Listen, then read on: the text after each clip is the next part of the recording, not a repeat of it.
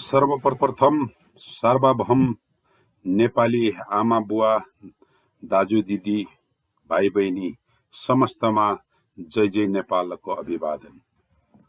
त्यसपछि नेपालका प्रमुख पार्टीहरूका अध्यक्षहरू, पूर्व सम्माननीय प्रधानमन्त्रीज्यूहरू, एक नम्बर प्रदेशका माननीय सभासदज्यूहरूलाई पनि जय जय नेपालको अभिवादन टक्राउन चाहन्छु।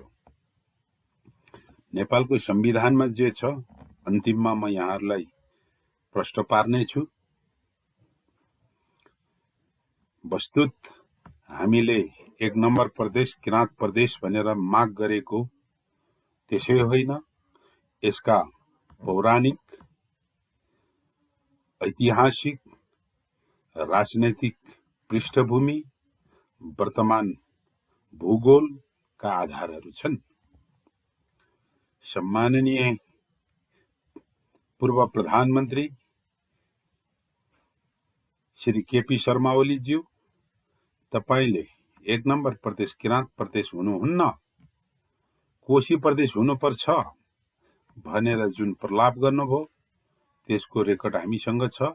तपाईले पीडितामोडमा प्रेस चौतारीको अधिवेशनमा तपाईले बोल्नु भएको हो। तपाईको त्यो भनाइ अपाच्य छ। पौराणिक, ऐतिहासिक, राजनैतिक, भौगोलिक आधारमा पनि दुराशयपूर्ण छ। त्यसबाट एकल भाषीय, एकल नस्लीय झल्काउ दिन्छ र तपाईमाथि आरोप लगाउने गरिएका पनि यिनै हुन्। तपाईको एउटा अन्तर्वार्ताबाट संघीय लोकतान्त्रिक गणतन्त्रको विरुद्धमा तर्क दिनु भएको छ। अर्को एउटामा तपाईले समावेशी नीतिको खिलाफमा बोल्नु भएको छ र पहिचानको विरुद्धमा प्रलापै गर्नु भएको छ। ती आधारबाट मैले समय समयमा तपाईको कटु आलोचना गर्ने गरेका छु। हिजोको राज्य सत्तामा एकल शासकहरूले, अब राणाको कुरा लिनुस्, एकल जहानीय गरे अनि राज्य सत्ता एकल आफ्नै जातीय नस्लीय बनाउने प्रयास गरे। तर संसार परिवर्तन भयो। जुन जुन देशमा ले सम्पूर्ण जात जातिको अस्तित्वलाई स्वीकार गरेर, उनीहरूको पहिचानलाई स्वीकार गरेर, उनीहरूलाई प्रतिनिधित्व राज्य सत्तामा सामेल गराएर समृद्धता हासिल गरेका छन्।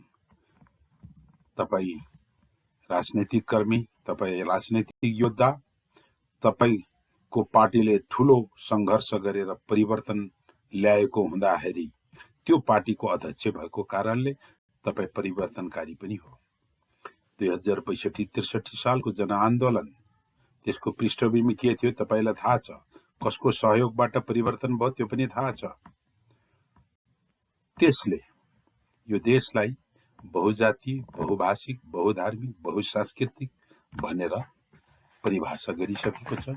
संविधानको प्रस्तावना, संविधानको धारा 3 मा स्पष्ट लेखिएको छ र धारा 51 को क को खण्ड 2 मा राष्ट्रिय एकता र राष्ट्रिय सुरक्षाका नीतिमा स्पष्ट शब्दमा लेखिएको छ।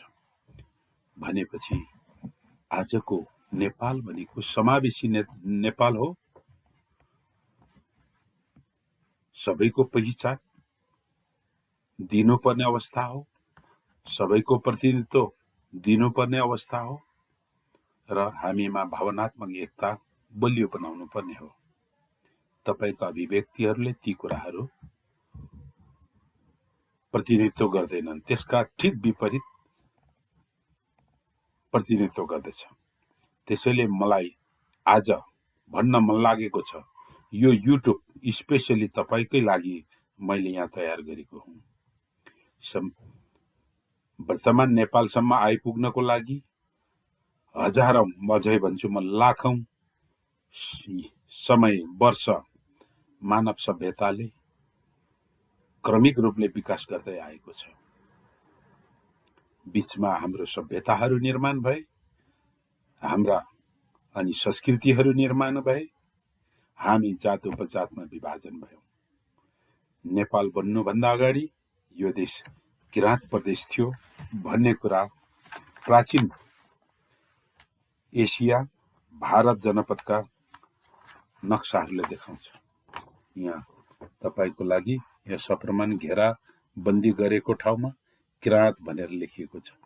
यो नक्सामा नेपाल देखिँदैन। नेपाल विश्वकै प्राचीन देशमध्ये आउँछ, तर त्यो प्राचीन देश नेपाल बन्नुभन्दा अगाडि यो भूमि किराँत थियो भन्ने कुरा देखाउँछ।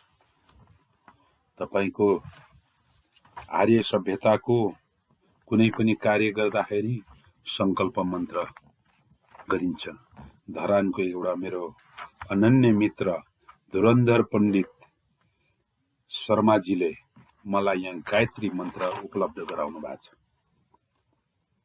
यो गायत्री मन्त्रमा तपाईँ राम्रोसँग हेर्नुहोला, यहाँ किराँत प्रदेश भनेर स्पष्ट लेखिएको छ। म वाचन गरेर यहाँलाई निवेदन गर्छु। हरि ओम तत्सत तत्सत।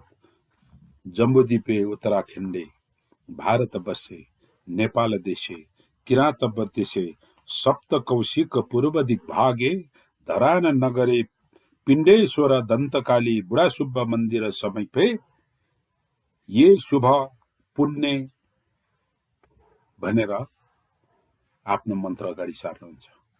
यसबाट आर्य सभ्यताको स्रोत किराँत सभ्यता थियो, यहाँ किराँत भूमि थियो भन्ने कुरा प्रमाणित गर्छ। यहाँलाई मैले दुईटा पुराना कागजहरू मैले देखाएँ। त्यसपछि तपाईको आर्य सभ्यतामा महाभारतको ठुलो कथा छ, ठुलो युद्ध छ। महाभारतमा पाण्डवहरू गुप्तवास वनवास हुँदा कैलाश पर्वत गएर किराँतसँग भेटेर पाशुपास्त्र लिन, पाशुपास्त्र ज्ञान सिक्न अर्जुन पठाइन्छ। बीचमा किराँतसँग उसको युद्ध हुन्छ। स्वयं त्यो किराँत चाहिँ महादेव हो भनेर स्वयं नारायणले त्यहाँ प्रश्न पारेको छ। यहाँलाई महाभारतको किराँत अर्जुनीय खण्डलाई मैले स्मरण गराइरहनु परेन। भनेपछि यसरी देवताहरूको देवता आर्य सभ्यताका तीनटा प्रमुख देवता ब्रह्मा विष्णु महेश मध्ये एउटा महेश महादेव किराँत थियो। यसरी शिव र पार्वती अर्थात् महेशलाई झिकेर अगाडि राखिदिने हो भने तपाईले ग्रहण गरेको तपाईको सभ्यता आर्य सभ्यता पुरा हुँदैन। यसबाट के प्रमाणित हुन्छ भन्दाखेरि किराँत सभ्यता आर्य सभ्यताको स्रोत सभ्यता हो। तपाईको लिखित दस्तावेज, पहिलो दस्तावेज ऋग्वेदको 786 सूक्तिमा किराँत कुली भनिएको छ। यजुर्वेदको शतपथ ब्राह्मण 1/1/4/14 मा किराँत कुली भनिएको छ। सामवेदीय ताण्डव ब्राह्मणमा किराँत कुल्य भन्ने लेखिएको छ। यसरी वेदमा किराँतको कुरा लेखिएको छ।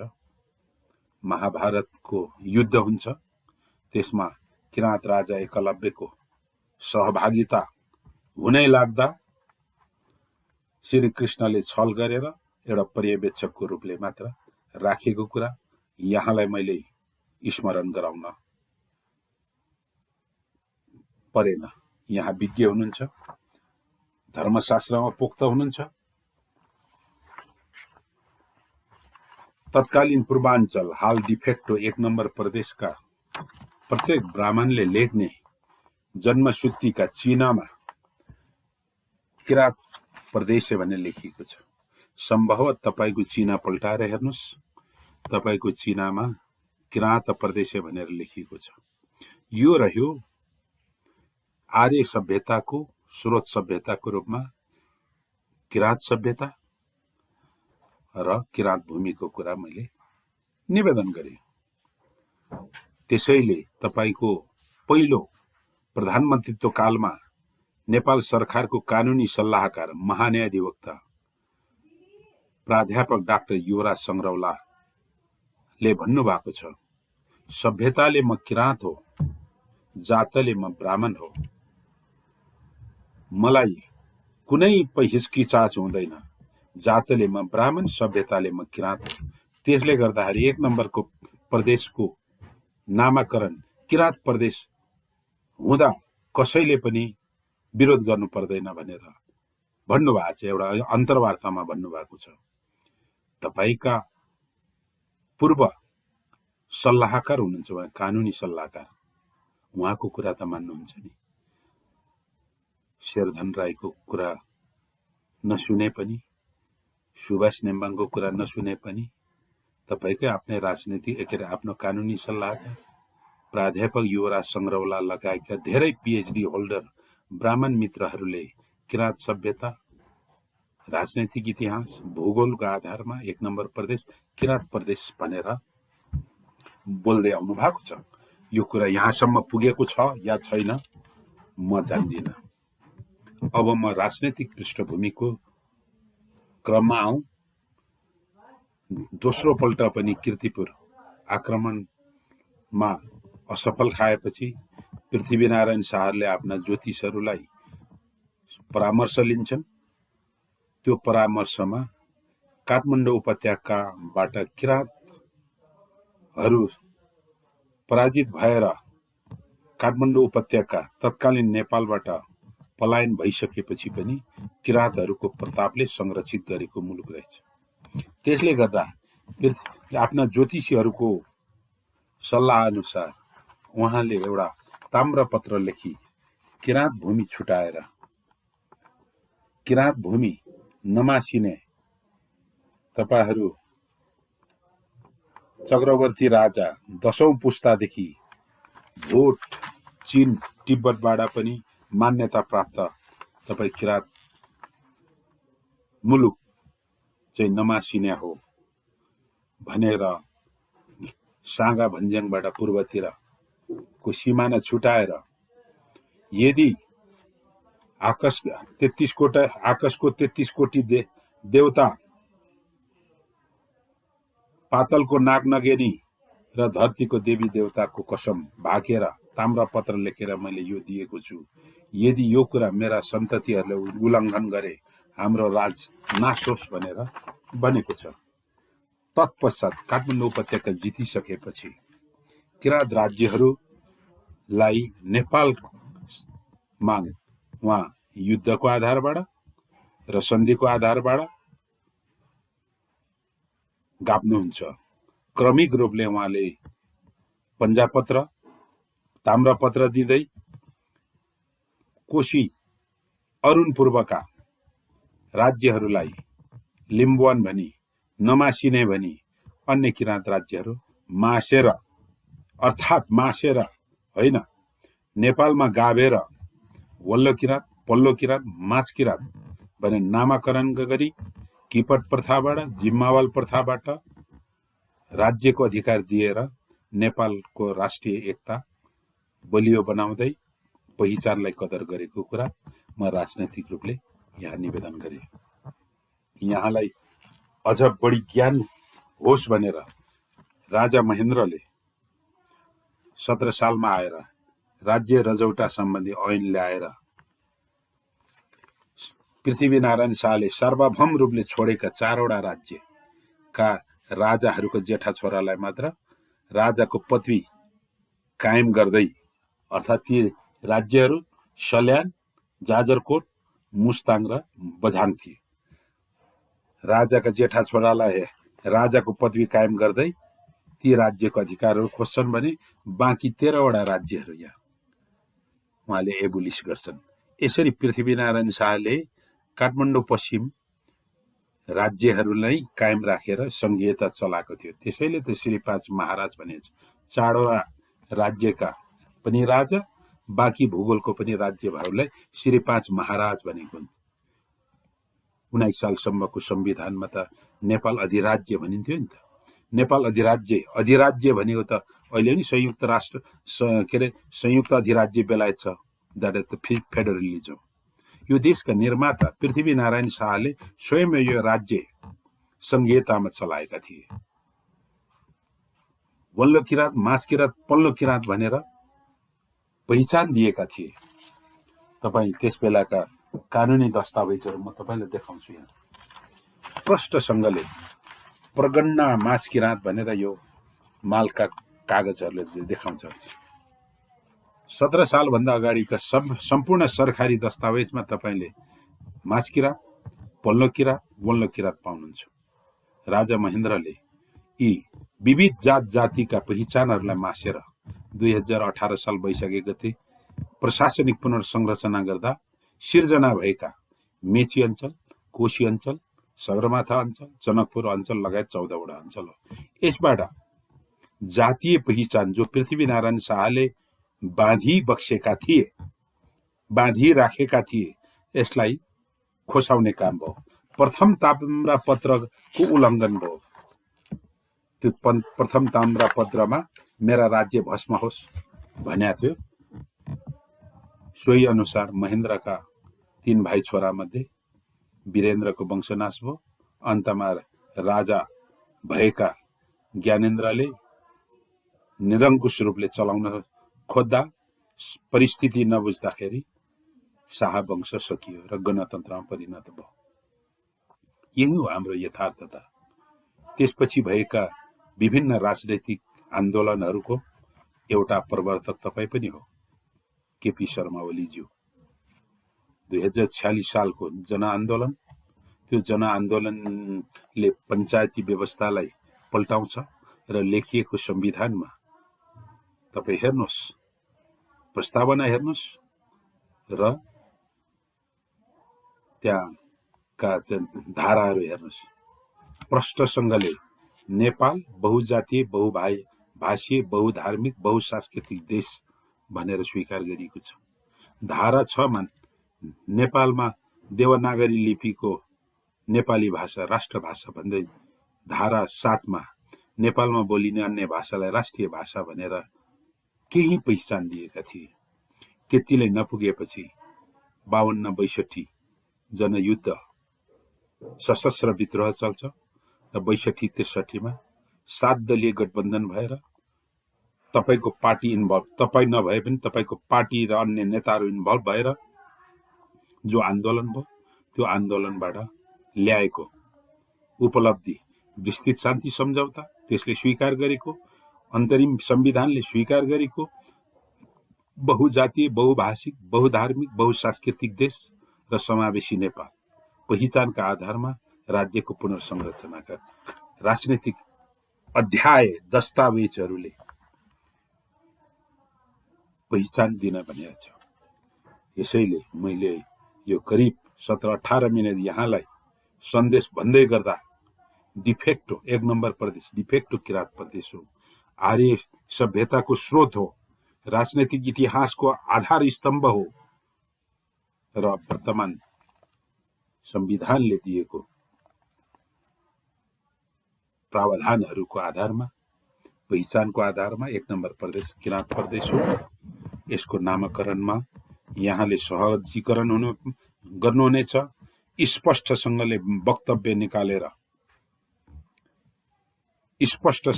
निकालेर 1 नम्बर प्रदेश किराँत प्रदेश हो, किराँत प्रदेश नामकरण गरियोस् भनेर आफ्ना माननीय सभासदहरूलाई निर्देशन दिनुहोला।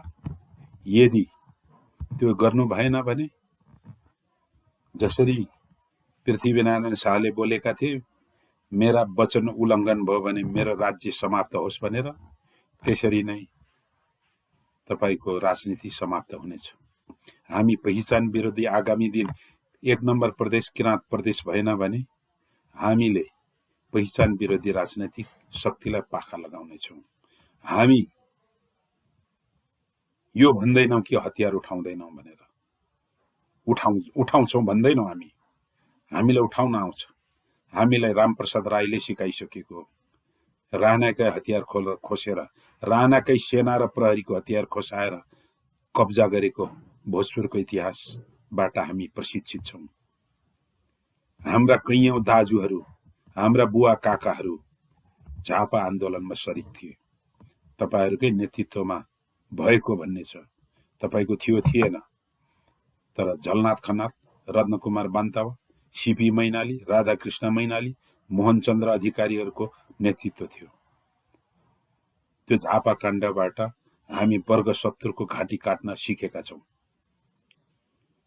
माओवादीले जलजला सिस्नेरी हिमालबाट प्रशिक्षण दिँदै कसरी चौकीहरू कब्जा गर्दै, इलाकाहरूले कब्जा गर्दै, जिल्ला सदरमुकामहरू कब्जा गर्न पनि हामीले सिकेका छौं, जानेका छौं। तर हामी हतियार उठाउँछौं भन्दैनौं। हामी राजनैतिक रूपले पहिचान विरोधीलाई बहिष्कार गर्नेछौं। पहिचान विरोधी भनेको नेपाल नेपालीको विरोधी हो, नेपाली राष्ट्रिय एकताको विरोधी हो। पहिचान विरोधी भन्नु नै नेपाल नेपालीको विरोधी हुनु हो, नेपाली राष्ट्रिय एकताको विरोधी हुनु हो, नेपाली राष्ट्रियताको एकताको विरोधी हुनु हो। मैले देखाइसकेको छु। संविधानको धारा 51 को क को उपखण्ड 2 पढ्नुस्, त्यहाँ स्पष्ट लेखिएको छ। संविधानका धाराहरू सुरुदेखि अन्तसम्म पढ्नुस्। फेरि यदि पहिचानको विरुद्धमा जो जान्छ त्यो वर्तमान संविधानको विरोधी हो, शासन व्यवस्थाको विरोधी हो, समावेशी नेपालको विरोधी हो, नेपाल नेपालीको विरोधी हो। नेपाल नेपालीको विरोधीलाई समयले पाखा लगाउनेछ, हामी पाखा लगाउनेछौँ।